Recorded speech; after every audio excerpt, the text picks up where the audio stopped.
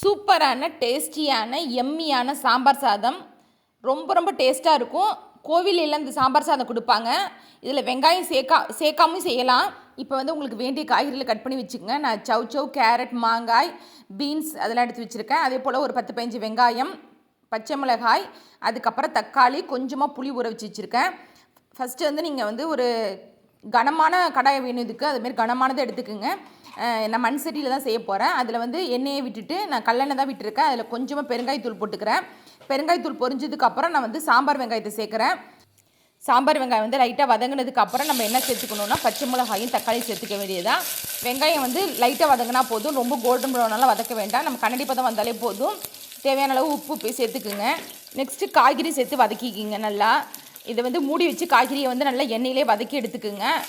தக்காளி நல்லா குழைவாக வேகிற மாரி நல்லா மசிச்சு வேகிற மாரி நல்லா மூடி வச்சு வேக வச்சுருங்க. அதை நம்ம கோயிலில் சாப்பிடும்போது அதில் வந்து வெங்காயம் சேர்க்க மாட்டாங்க. அதில் என்ன பண்ணுவாங்கன்னா தேங்காயை நல்லா கோல்டன் ப்ரௌனாக வறுத்துட்டு அதை பொடி பண்ணிவிட்டு கடைசியில் இறக்கும் போது போட்டுட்டு சேர்ப்பாங்க. நீங்கள் வந்து வேணும்னா அதேமாரி சேர்த்து பாருங்கள். இது வந்து நம்ம வீட்டில் எப்பயும் செய்கிற மாரி நான் வந்து வெங்காயம் போட்டே செஞ்சுட்டேன். காயை நீங்கள் மூடி போட்டு நல்லா வதக்கி எடுத்துட்டிங்கன்னா அதுக்கப்புறம் நம்ம வந்து என்ன பண்ணலாம், சாம்பார் பவுடர் சேர்க்க வேண்டியதுதான். உங்களுடைய காரத்தை தகுந்தாப்பில் சாம்பார் பவுடர் நீங்கள் சேர்த்துக்குங்க. சாம்பார் பவுடர் சேர்த்துட்டு ஒரு வதக்கிட்டு தேவையான அளவு தண்ணி விட்டுக்குங்க. தண்ணியை விட்டு நம்ம காய்கறிகளெல்லாம் நல்லா வேக வைக்க வேண்டியதான். காய்கறிகள் வந்து நல்லா வேகிறதுக்கு டைம் கொடுங்க. நல்லா வேகட்டும், சாஃப்டாக வேகட்டும். நம்ம நேரடியாக வேக வைக்கிறோம், அதனால் நல்லா காய்கறிகள்லாம் வேகணும். அதனால் காய்கறிகள் நல்லா வெந்ததுக்கப்புறம் நீங்கள் புளி தண்ணி விடுங்க.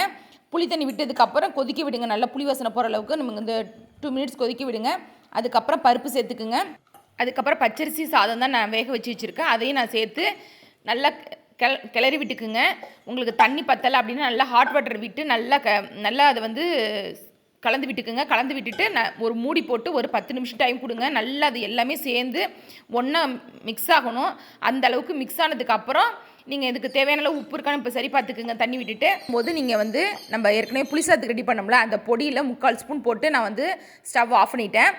இதுக்கு தாளிக்க வேண்டியது அப்படின்னு பார்த்தீங்கன்னா நிறைய எண்ணெயும் நெய்யும் விட்டு தான் தாளித்தாதான் அது டேஸ்ட்டாக இருக்கும். நான் எண்ணெய் கொஞ்சம் விட்டுட்டு நல்லெண்ணெய் விட்டுருக்கேன்.